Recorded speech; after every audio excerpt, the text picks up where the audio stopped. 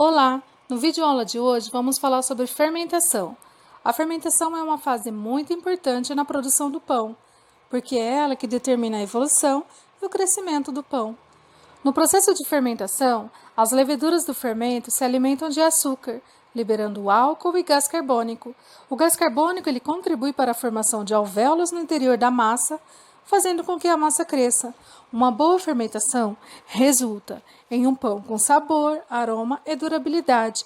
Por isso é tão importante controlar a fermentação do seu pão.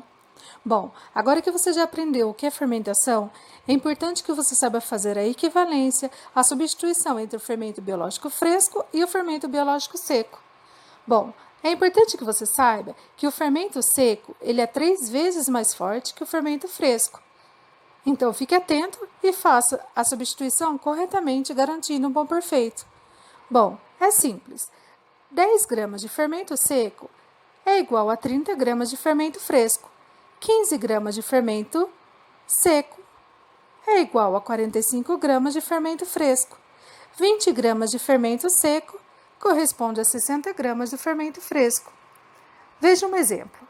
Se a receita pedir 10 gramas do fermento seco, você pode substituir por 30 gramas do fermento fresco.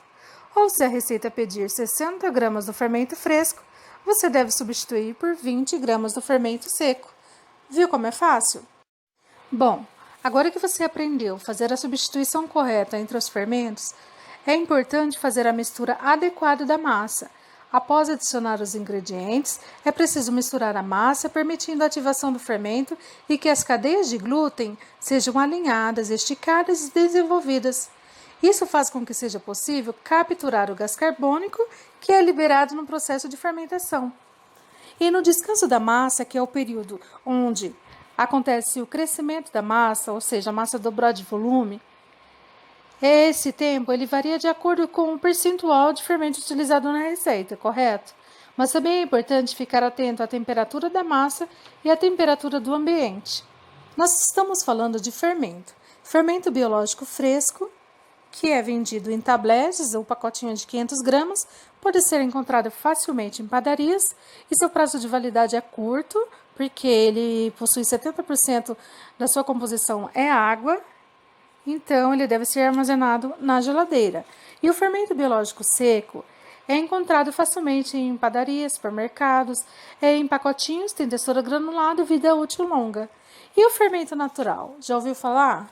Fermento natural ou fermento caseiro, ele é feito a partir de farinha e água, podendo também conter alguns ingredientes fermentativos, como batata, maçã, cerveja, e o preparo desse fermento leva cerca de 7 dias e deverá ser reforçado regularmente.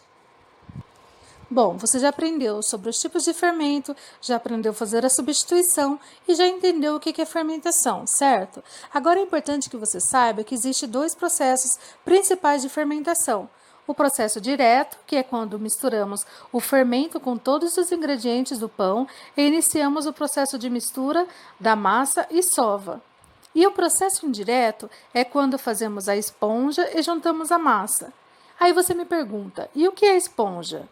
Bom, esponja nada mais é do que a mistura de todo o fermento da receita, mais parte de água da receita, mais parte da farinha. Fazer uma massinha bem úmida e deixar fermentar em um recipiente coberto por uns 15 minutinhos. Após esse tempo, essa mistura fica na textura de esponja mesmo, e é por isso que recebe esse nome. Bom, daí usar o método da esponja resultará em pães mais macios e mais bonitos.